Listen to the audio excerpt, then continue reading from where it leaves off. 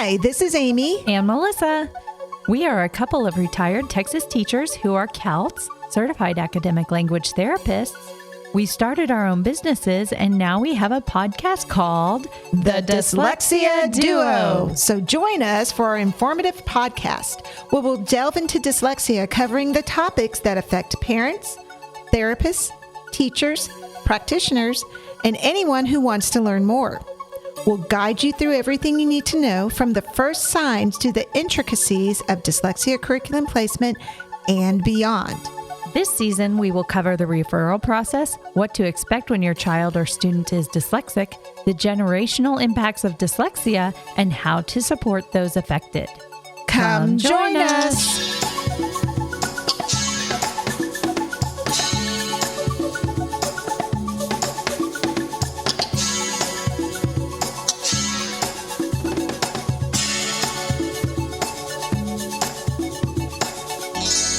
Okay, so welcome to the Dyslexia Duo. This is Amy Rodenroth and Melissa Dean. And today we have a very, very special guest. We have the fabulous Dr. Nancy Mather, who agreed to talk on our show today. So I'm going to let Dr. Mather pick it up and just kind of tell our audience, because we have a very wide audience. We have an audience of parents. We have an audience of teachers. We have an audience of people who have been working with dyslexia for a while in the field. So go ahead and introduce yourselves to our listeners. Okay, great. Hi, I'm Nancy Mather. I live in Tucson, Arizona, where it's been a very hot summer, but I think that's probably true everywhere, that we've had a pretty hot summer. So I was a professor at the University of Arizona here in Tucson.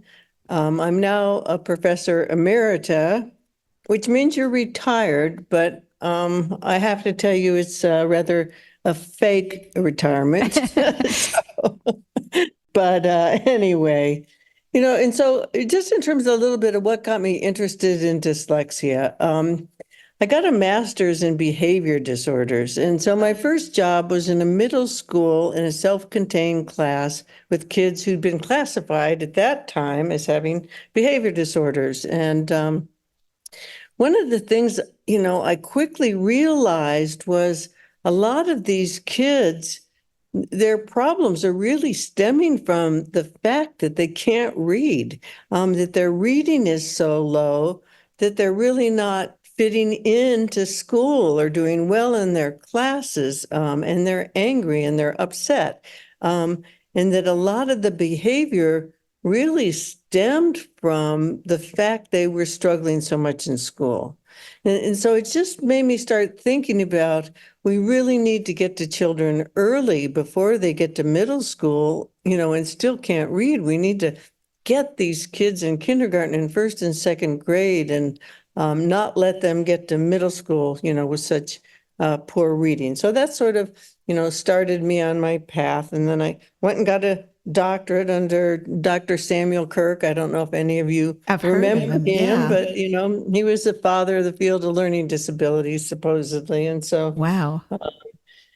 Did a doctorate, with him, which was, a really wonderful experience. And so, since that time, I've been busy doing some research and writing some books. Our most recent book on dyslexia is Essentials of Dyslexia, 2024. It's the second edition. Oh, I think I have an old one. You've got the first one. Okay, Yeah. But now the second one, so expanded. And just recently this year, we came out with the tests of dyslexia, which I'm really excited about. It's been a 10-year project, and just kind of thinking one day as I was doing a dyslexia evaluation, as why do I have to go to 3 or 4 tests to do a comprehensive dyslexia evaluation? I mean, why isn't it all in one place? I mean, so, I'm doing a little bit from here, a little bit from here, and there's all the problems with that, different norm samples, different kinds of scores, et cetera. So,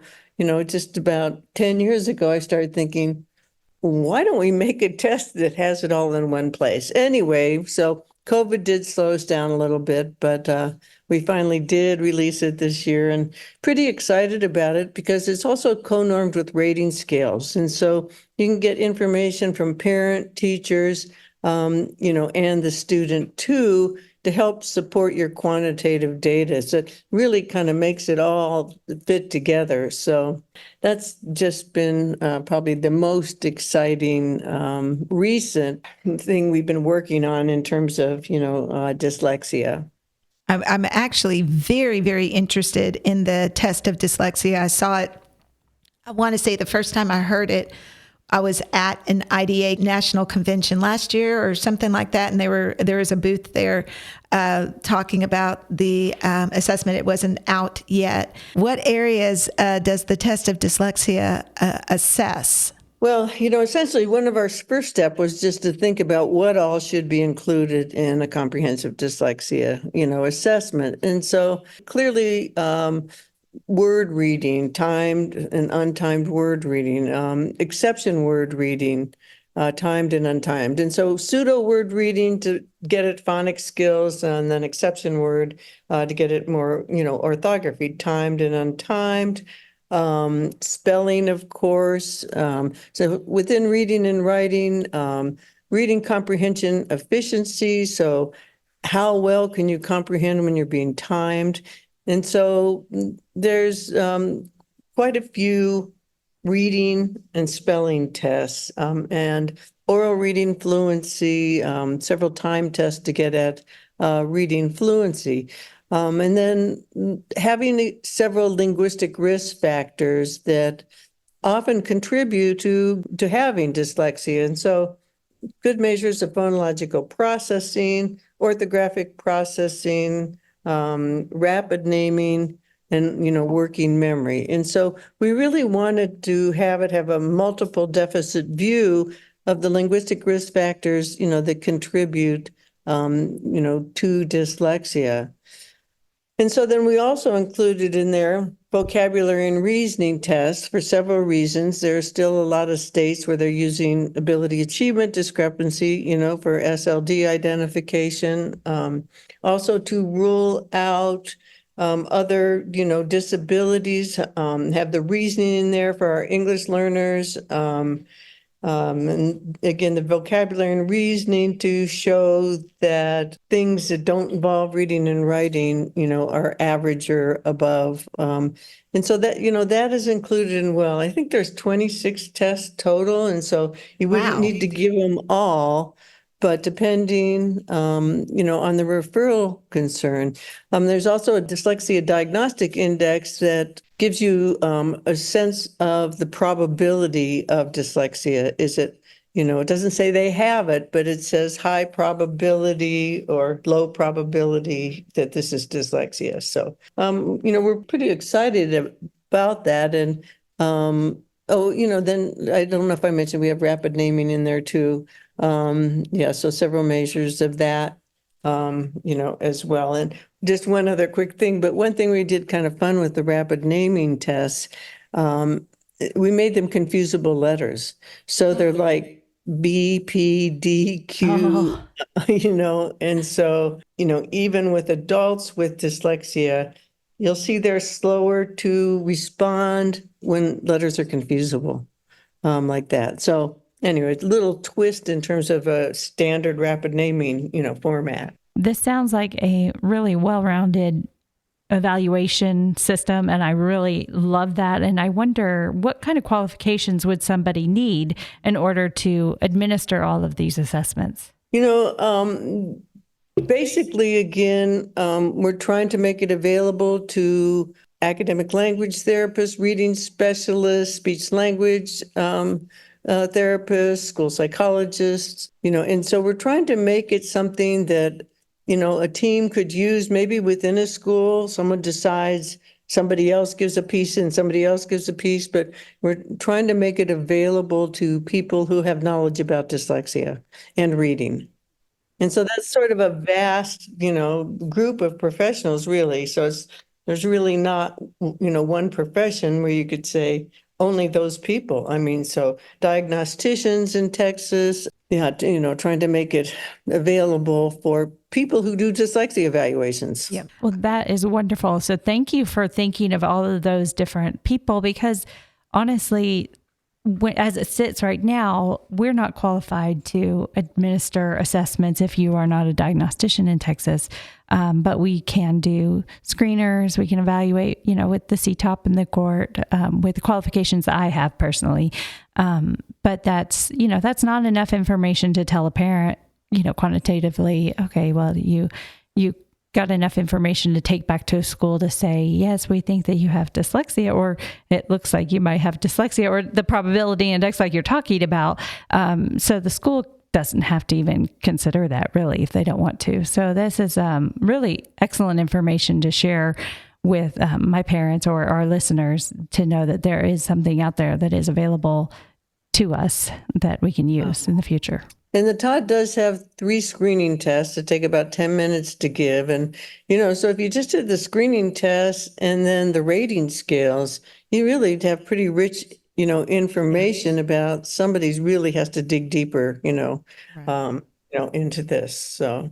So I think it's interesting. When I first heard about the Todd, I mistakenly had a misunderstanding about what a preponderance of evidence was. Right? Because we're in Texas, and so we've had Texas dyslexia law in place since 1985. And before I retired from public ed, our students were under Section 504 and most of them. Some of them were in special education receiving dyslexia therapy, and some were in special gen ed under Section 504 receiving dyslexia therapy.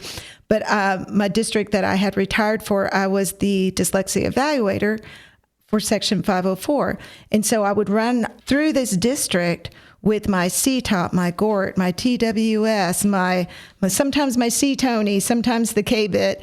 I'm trying to think, the tower, all of those pieces. The Woodcock Reading Master. Yeah, yes. all the things I needed.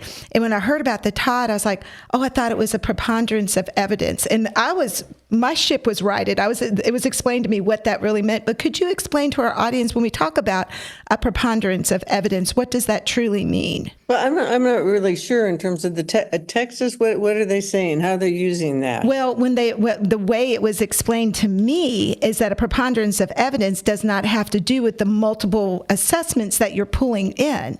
It has to do with looking at student data and teacher data and parent data, and historical records and report cards and everything. Okay, so it's just taking a broader lens, and not just standardized assessments, or looking at history, looking at family history as a family member with dyslexia, looking at early speech language services. I mean, so, teacher reports, self-reports, all that, really looking at everything, not just test scores. Because again, we all know that sometimes test scores don't really tell you what you need to know. I mean, they just don't sometimes, It just tells you what's happening that day sometimes. Exactly. And so sometimes there's, it's like you can, I can just think of a case of this, 5th grade girl where she scored average on the Todd screener.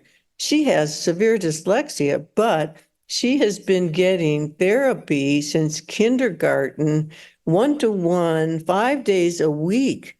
With Wilson Reading System and other, programs, she's doing quite well. Does she have dyslexia? Yes. Yeah. But it doesn't look like it on the test because she's got such good intervention. But really speaks to you of the power of early intervention when it's intensive and there's a highly trained reading teacher providing, the intervention. Yes, it's been normalized is my understanding is what happened because of the intervention. Her scores have been normalized, but we still have to interpret in light of the intervention that's been provided. Well, exactly. And everyone in her family has this, again, the preponderance of evidence. Everyone in her family has dyslexia. She's been in a special school for children with dyslexia, all those pieces. And the truth is, by the time she gets to high school, she's going to need the accommodation of extended time. and for reading, in high stakes tests. And so, yeah, so that's good. Preponderance of evidence is smart, Yeah. Yeah, And absolutely. I think we all do that when we do evaluations too. You don't just look at your test scores. Right. You think of what's been done in the past, what kind of intervention have they had, all those pieces. Absolutely. Yeah. And sometimes school districts don't really look at that data. Yeah. And that's really a disservice to the child. Yeah. Yeah. So with all of your knowledge and your grand experience with developing all of these assessments and working so many years with children with dyslexia, I wondered if you could define dyslexia for us. Basically, dyslexia is a problem in word reading accuracy and speed. Also affects spelling. Okay. And so it really is a problem with basic reading skills and reading rate fluency and spelling. Now, if it's only spelling and not reading, it shifts into dysgraphia.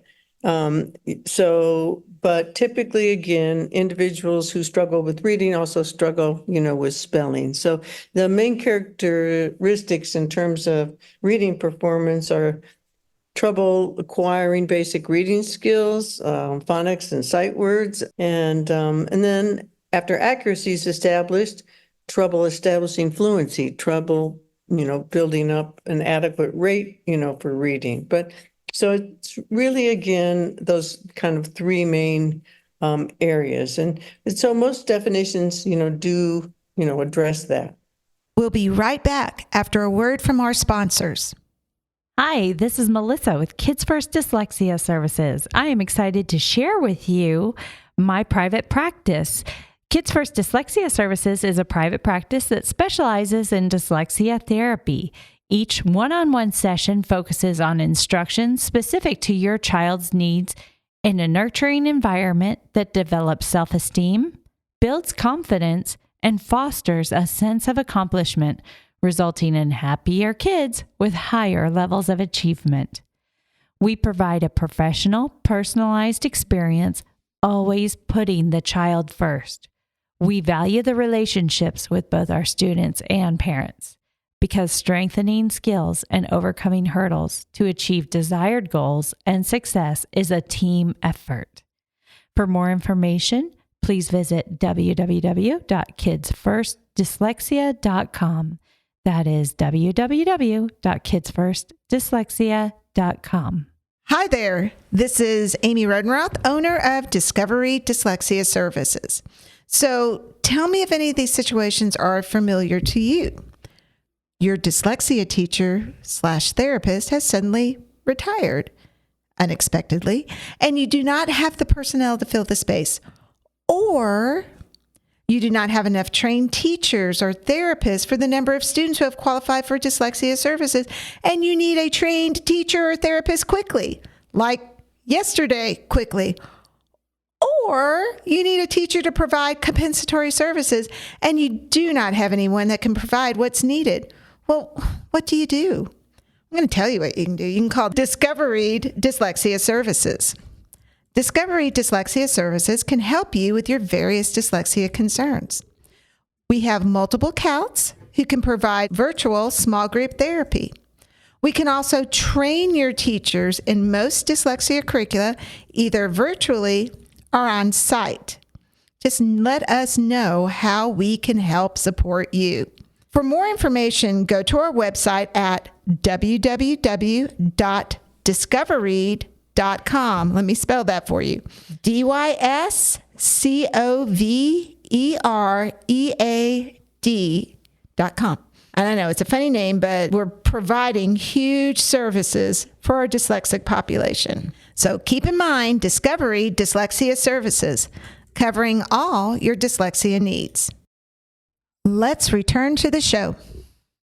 So I can remember going to, again, and I retired in 2021 after 30 years in public ed, and most of my career was dyslexia. And I can remember going to fairly recently a 504 meeting, And the principal had looked at me because I was the rep for the district. And she goes, "You're here again?" I was like, "Yeah, I'm here again for this meeting." And she's like, "I just feel like," I remember a principal saying, "I feel like dyslexia is the in vogue term right now." And I thought, in vogue term, is it in vogue to have dyslexia? She said it's just a recent development and it's going to go away over time. So what can you tell us about the history of dyslexia? Is it a recent development? Is it a flash in the pan? No, we've, known about dyslexia for over 100 years or more. Now, early in the century, it was called word blindness.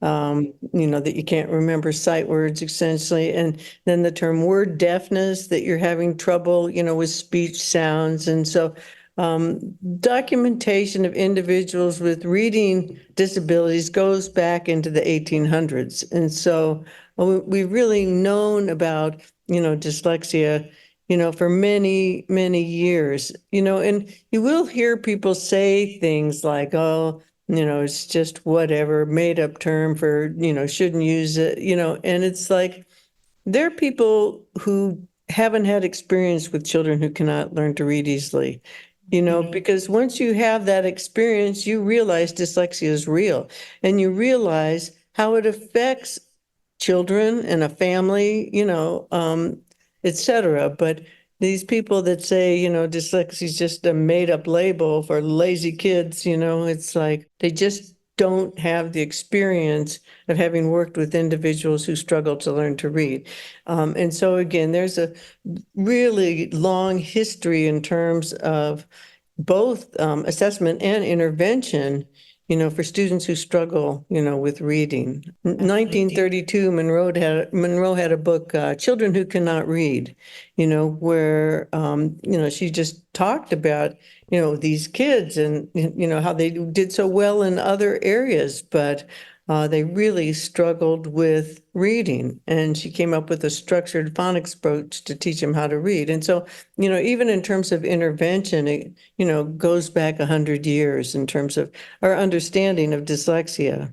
You had mentioned the family impact, and I've actually had families tell me they were so gracious of the help that they received because it impacted their whole family. They said this made everything so much better. They didn't have the crying and the fights and the not understanding what was going on with their child. It really opened up their eyes to help their child better. So I'm appreciative of all of the people like you and others who have led the way to help us identify dyslexia and know what it is, what to look for, and get the kids the help that they need.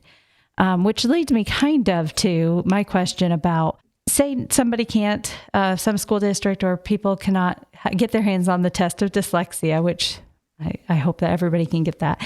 But what bare bones should be included in an assessment of dyslexia? Well, and again, I think this components, but the tot is not bare bones. The tot is big bones. But word reading, reading rate, spelling, the linguistic risk factors, phonological awareness, rapid naming, orthographic processing, working memory. And again, it just depends a little bit on the purpose, of the evaluation, as well too. I mean, there's times too, you want to dig into math because you realize they're struggling in mathematics as well, right? And so bare bones is reading, writing, spelling, and then linguistic risk factors. But again, there's cases too where you want to delve into oral language because it's, oral language as well as reading, oral language affecting reading, right? And so, as we all know, there's high comorbidity between dyslexia, and other disorders. Mm-hmm. And so, it can be kind of complicated. So when you say linguistic factors, are you talking like students that are speech students with articulation or receptive language disorders, or what are you referring to with linguistics? When I say linguistic risk factors, I'm not really referring to issues with oral language as much as the associated cognitive linguistic factors that can be low and contribute to dyslexia. So things like, phonological processing, which of course is part of language, rapid naming, processing speed, working memory. I mean, so, those kinds of abilities or skills or. So I feel like when I'm training teachers, I tell them automaticity is the name of the game for everything that we're looking at with our students. They should be automatic in phonological processing. They should be automatic in decoding. They should be automatic, of course, in fluency, in spelling, because it shouldn't be a labored process. And if we're not teaching to mastery and, of course, automaticity, then we haven't done everything we should with that child for instruction. So what do you think of rapid naming as a standalone underlying cause of dyslexia? What are your thoughts on that? Well, again, any of these linguistic risk factors would not be a standalone cause. And it's not so much rapid naming we've done that, but we've really looked at phonological awareness as the sole underlying cause, more so than rapid naming. But it can be phonological awareness, it can be working memory, it can be RAN, it can be processing speed. I mean, there's many things it can be. So, some students have rapid naming problems and they tend to have fluency problems. Some kids have phonological awareness problems. They tend to have trouble with phonics, right? Some kids have working memory problems. They tend to have problems with everything, really. And so there's no one standalone factor. And that's, really why as a field, we have to start taking on a multiple deficit view of the factors that contribute to dyslexia and go beyond rapid naming, go beyond phonological awareness, and consider, other linguistic risk factors. It is really an assessment because our students exist on a continuum. It's like putting a different puzzle together each time to get a clear understanding of who this student is. That's always how I felt anytime I went through an assessment, is that I just couldn't rely on what I had done in my past. It really is looking at each kid through a fresh set of eyes and understanding what they're doing. Well, and I've had some of my colleagues think that rapid naming wasn't really something that would scream dyslexia to them because they had intact phonological awareness. So they thought, well, because their rapid naming was low, their spelling and the fluency was low. So, is it really dyslexia? This is kind of where my question came from. I've had different people question that as a diagnosis or an identification because of the fact that it was just rapid naming being the weakness. You mean they're saying since it's just rapid naming, it's not a problem? Is that what they're saying? Right. That is it really dyslexia because there's not the phonological awareness deficit? Right. And there are individuals who have a rapid naming deficit, and that contributes to reading fluency problems, and so it's just as important, perhaps, as phonological awareness, and as much of a risk factor. And so if they have a rapid naming deficit, you definitely have to look at their reading speed, reading rate, et cetera. And so that kind of goes back up to what you were talking about, that dyslexia is really difficulty with being able to acquire word reading and fluent reading, word reading, fluency, spelling, all of those things. Right. And as you mentioned too, you've got to have this automaticity and ease with reading and writing. And that only comes with lots of practice and repetition and therapy, really, in terms of the fluency automaticity is harder to establish than the accuracy. And so it just takes a lot of work. But unless you have that automaticity, you're still, struggling, and it's affecting, your expression because, you're sitting there thinking when you're writing how to spell a word, not about what I'm trying to write. Right. And so we really We want to try to get people, as you say, to this level of that it's automatic, fluent, and easy. But that's hard work. That's hard work getting It there. is hard work, but It's that's what hard we're all work. here It for, just right? is.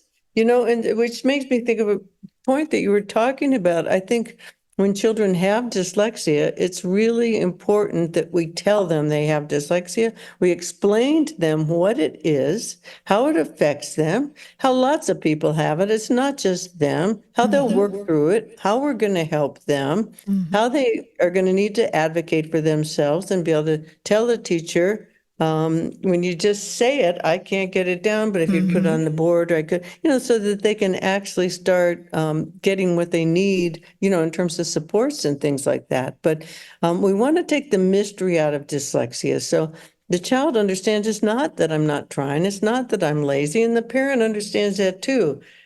That's not it. Reading is hard for this person, and learning to read is very hard.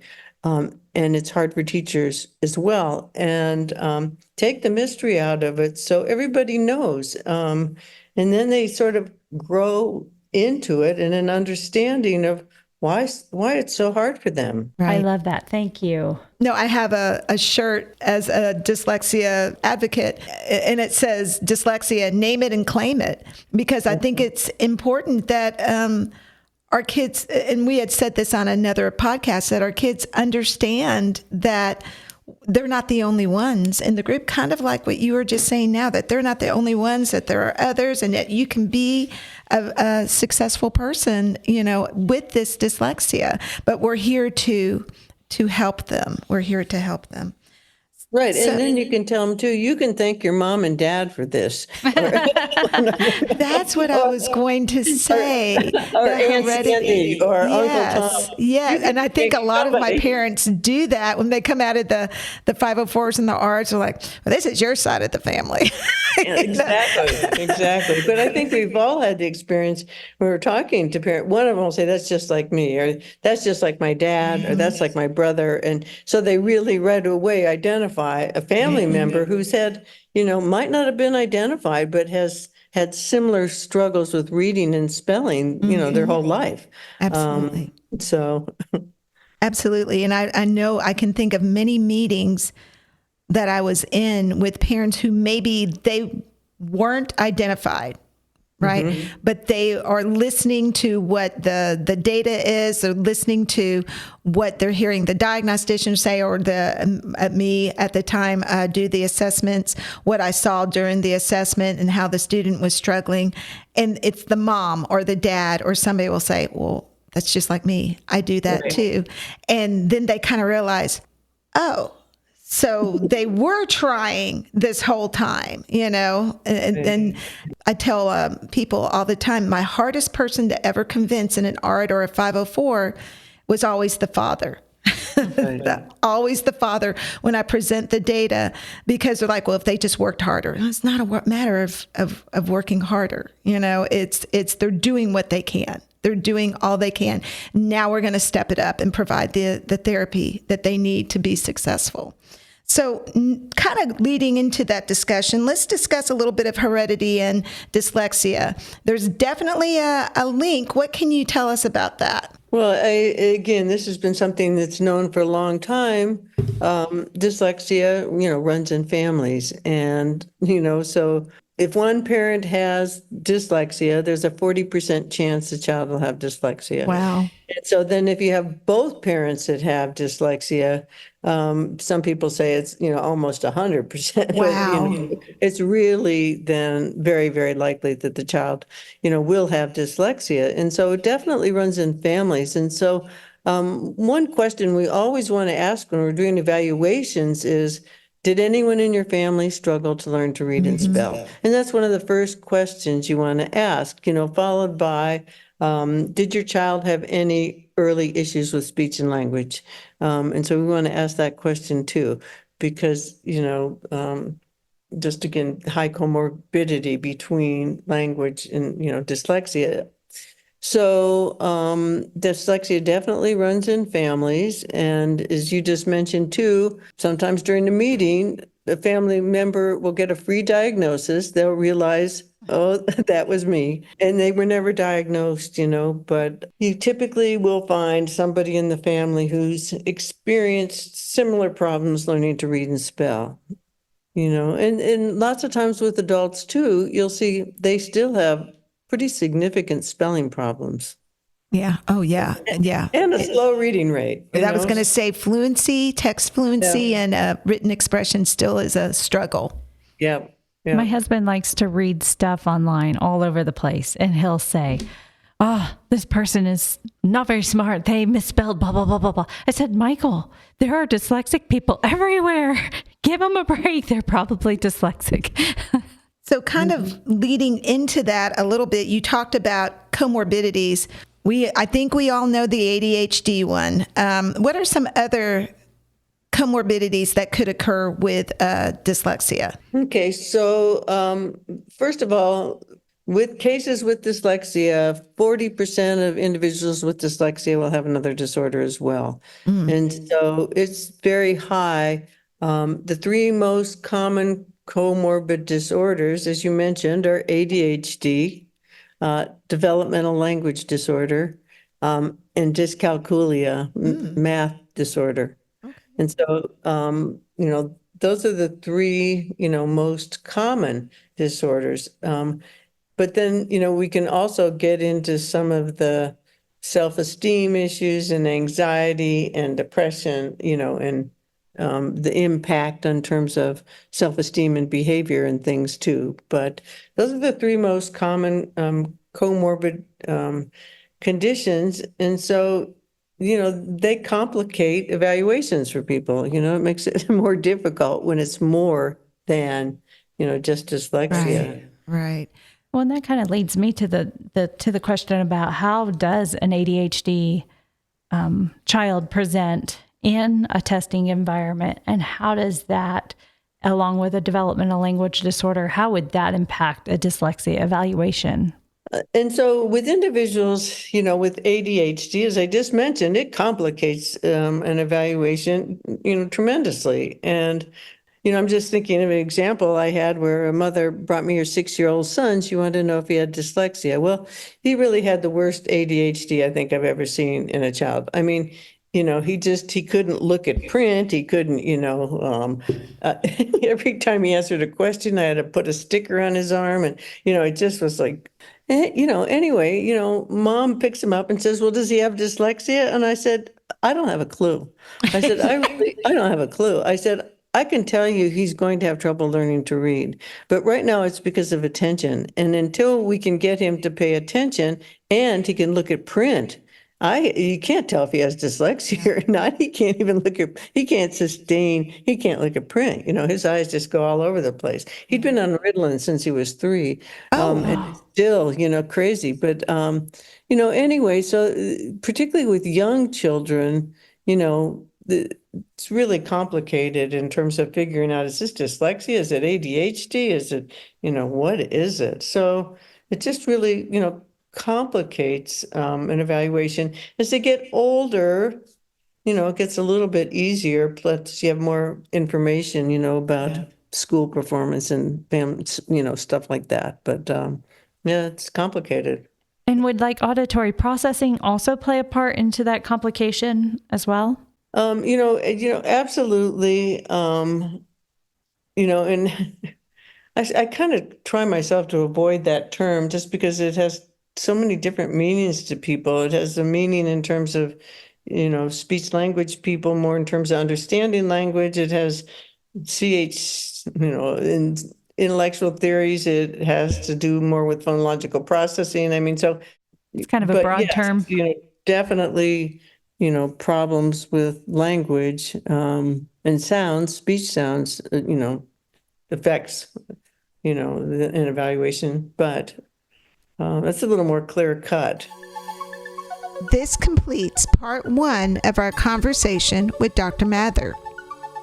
Join us next week for the fascinating conclusion to this interview.